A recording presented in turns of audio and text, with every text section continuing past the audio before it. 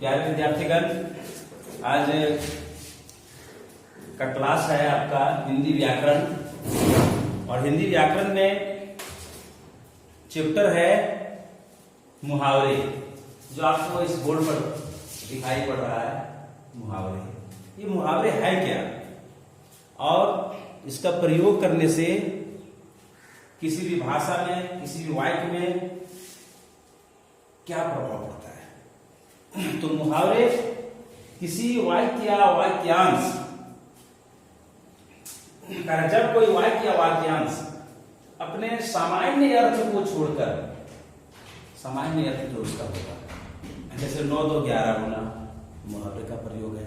दांत कट करना मुहावरे का, लोहे का चना चबाना, ये सब सारे मुहावरे हैं। तो ये जब कोई वाक्य या वाक्यांश अपने सामान्य अर्थ को छोड़कर, इसका जो सामान्य जनरल जो मीनिंग होगा उससे छोड़कर और एक विशेष अर्थ को प्रकट करता है, विशेष अर्थ को बतलाता है, तो उसे हम मुहावरे कहते हैं। और इसका प्रयोग करने से, मुहावरे का प्रयोग करने से क्या होता है? मुहावरे का प्रयोग करने से वाक्य रोचक बनता है, सुंदर बनता है, आकर्षक बनता है। इसलिए भाषा में मुहावरे का प्रयोग किया जाता है। तो आइए इसे एक कहानी के माध्यम से हम लोग समझते हैं। एक कहानी में किस तरह से मुहावरे का प्रयोग किया गया है और फिर वह प्रयोग किए गए मुहावरे का सामान्य अर्थ, विशेष अर्थ क्या होगा। तो चलिए आइए देखते हैं।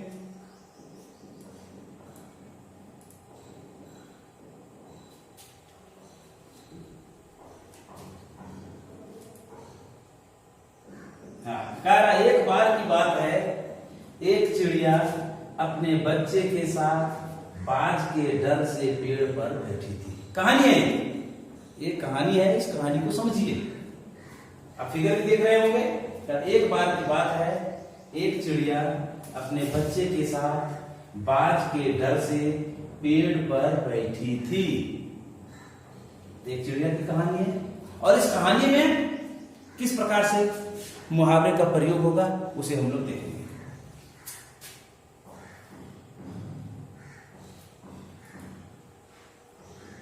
वह बच्चा उसकी आंख का तारा था। वह बच्चा उसकी आंख का तारा था। आंख का तारा यहां पर मुहावरा है। उसके बाद चिड़िया का बच्चा भीगी बिल्ली बनकर उसके साथ बैठी।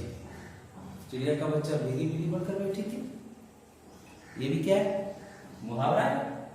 अचानक चिड़िया ने देखा कि बाज दबे पैर आ रहा है। दबे पैर आना, यहां भी मुहावरा का प्रयोग हुआ है। फिर चिड़िया ने आग बबूला होकर, आग बबूला होना, आग बबूला होना, आग बबूला होना क्या है? मुहावरा है। ईंट का जवाब पत्थर से दिया। ईंट का जवाब पत्थर से देना, ये भी मुहावरा है।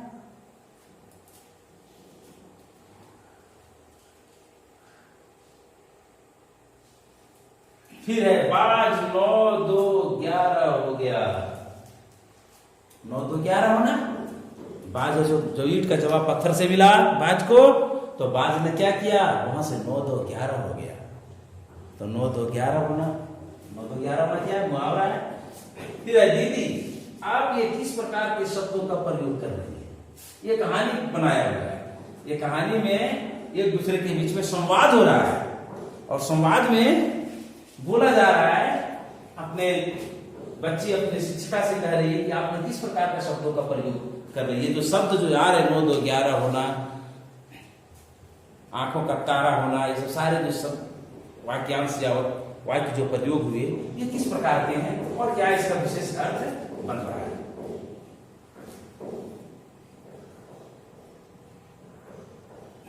अब कहा जा रहा है जो ये सब वाक्य थे ये मुहावरे थे। और फिर कहा ये मुहावरे क्या होते हैं? सामान्य अर्थ को छोड़कर किसी विशेष अर्थ को प्रकट करता है, उसे मुहावरा कहते हैं। आओ इस कहानी में प्रयोग किए गए मुहावरों का अर्थ समझते हैं। आंख का तारा का अर्थ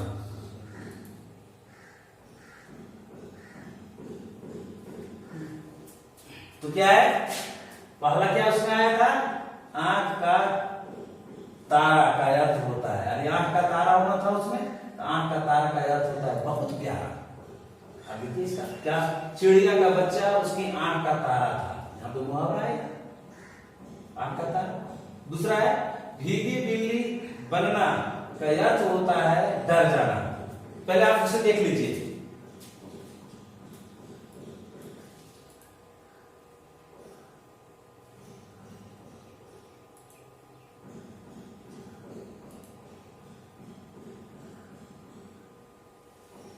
देखिए ये 3 सेंटेंस आपके पास है। पहला आंख का तारा का अर्थ होता है बहुत प्यारा, यानी चिड़िया का बच्चा उसकी आंख का तारा था, यहां से उठाया गया मुहावरा, उसका अर्थ बनाया गया बहुत प्यारा। दूसरा है भीगी बिल्ली बनना का अर्थ होता है डर जाना। कहानी में क्या प्रयोग हुआ है, बाज को देखकर चिड़िया का बच्चा भीगी बिल्ली बन गया, मुहावरा है। फिर दबे पैर आना का अर्थ होता है चुपचाप आना। और कहानी में क्या प्रयोग हुआ था, बाज चिड़िया के पास दबे पैर आ रहा था। चलिए आगे देखते हैं।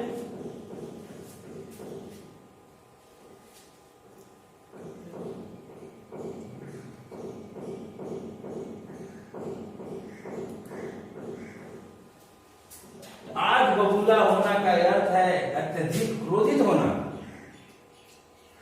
पूरा क्रोध में आ जाना। और इसका मीनिंग है चिड़िया ने जब देखा कि बाज चिड़िया के बच्चे की ओर आ रहा है तो वह आग बबूला हो गई। सेंटेंस में जो कहानी में जो सेंटेंस कहानी में जो वाक्य प्रयोग हुआ है मुहावरे के साथ। अगला देखिए, ईंट का जवाब पत्थर से देना। कहानी में प्रयोग हुआ था ईंट का जवाब पत्थर से। का अर्थ होता है दुष्ट के साथ दुष्टता का व्यवहार करना, जो जैसा किया उसके साथ वैसा ही व्यवहार करना। कहानी में क्या था सेंटेंस, चिड़िया ने क्रोधित होकर बाज को ईंट का जवाब पत्थर से दिया। चलिए आगे देखते हैं। 9 2 11 होना का अर्थ होता है भाग जाना। 9 2 11 होना, 9 2 11 होना मीन्स क्या होगा, भाग जाना। अब है ये सारे मुहावरे हम लोगों ने देखा, कहानी में प्रयोग हुआ है, लेकिन इसके अलावा मुहावरे तो इतना ही है ऐसा तो नहीं है, इसकी तो संख्या अनगिनत है। तो जो कहानी में मुहावरे प्रयोग किए गए उसका अर्थ हम लोगों ने संक्षेप में समझ लिया। इसके अलावा कुछ जो महत्वपूर्ण मुहावरे हैं वो कुछ मुहावरे हम लोग देखते हैं। तो यही यहाँ पे सेंटेंस, आओ कुछ और मुहावरे पढ़ें।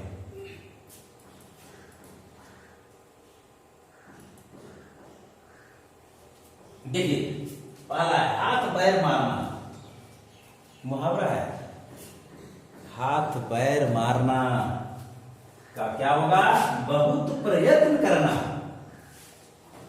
हाथ साफ करना, हाथ साफ करना, वस्तु चुरा लेना। लोग बोलता है उसका हाथ साफ कर दिया, उसके यहां से वो हाथ साफ कर दिया। लाल पीला होना, लाल पीला क्रोधित होना, क्रोध से लाल पीला हो गया हो।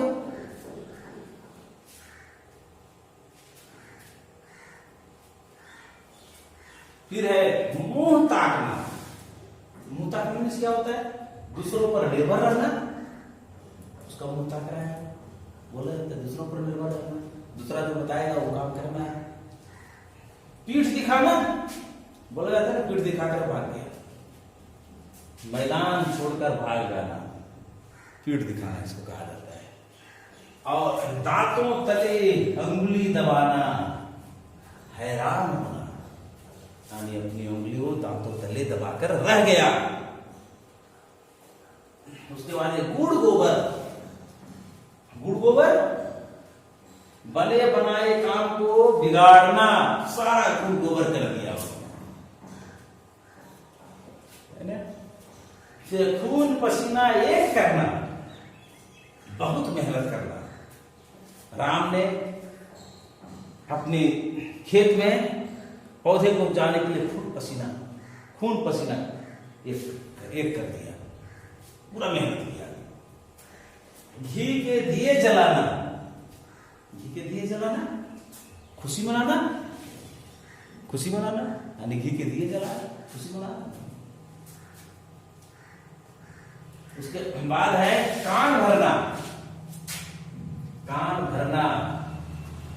भरना किस क्या होगा? चुगली करना।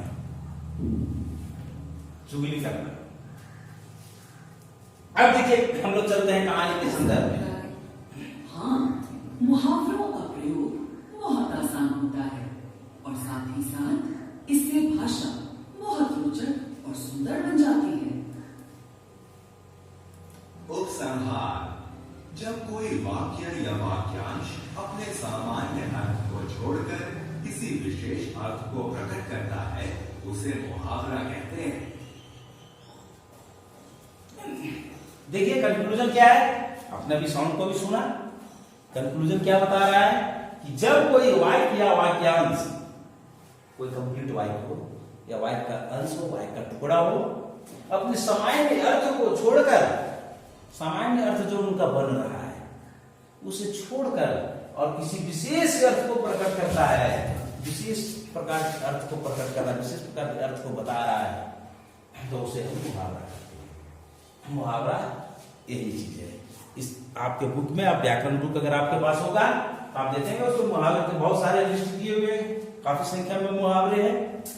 आप अपने व्याकरण को पलटें और इसे कंप्लीट करें, क्योंकि वो कोई भी क्लास का व्याकरण होगा, वो सामान्य जानकारी उसमें दी जाती है जो सभी कक्षाएं के लिए अनिवार्य है।